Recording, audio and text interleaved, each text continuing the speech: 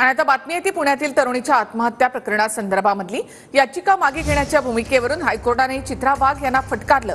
चित्रा वाघ यांनी संजय राठोड यांच्या विरोधामध्ये याचिका दाखल केली होती। परिस्थिती बदलली की तुमची भूमिका बदलते, आम्ही प्रोत्साहन देणार नाही असं हायकोर्टाने म्हटलंय। चित्रा वाघांची भूमिका बदलली, कोर्टानं फटकारलं। 3 वर्षांपासून राठोडांविरोधातल्या केसमध्ये काय केलंय असा सवाल न्यायाधीशांनी सरकारी वकिलाला केला।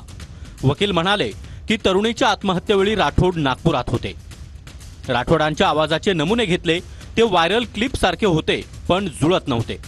याशिवाय 2022 मध्ये शिंदे फडणवीस सरकारनं राठोडांना मंत्री केलं, तेव्हा त्यांना क्लीन चिट मिळाल्याचा दावा केला होता। त्यावर चित्रा वाघांच्या वकिलानं उभं राहत म्हटलं, एक तर कोर्टानं केस निकाली काढावी किंवा नाहीतर ते केस परत घेतील। 3 वर्षांपासून राठोडांविरोधात गुन्हा दाखल करा म्हणून केस लढणाऱ्या चित्रा वाघ यांच्याच वकिलानं माघारीची भाषा केल्यानंतर मात्र न्यायाधीश चांगलेच खवळले।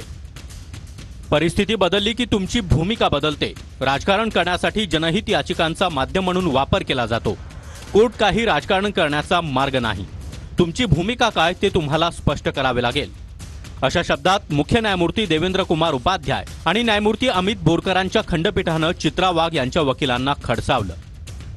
यावर चित्रा वाघांच्या वकिलानं नंतर आपल्याला याचिका मागे घेण्याचे कोणतेही निर्देश मिळालेले नाहीत, आपण ज्या दिवशी पुढची तारीख द्याल त्या दिवशी युक्तिवाद करू म्हणून कोर्टाच्या ताशेरे ओढण्याच्या मालिकेला पूर्णविराम दिला। सध्या हे प्रकरण न्यायप्रविष्ट आहे आणि त्यामुळे त्यावर बाहेर टिप्पणी करणं योग्य ठरणार नाही।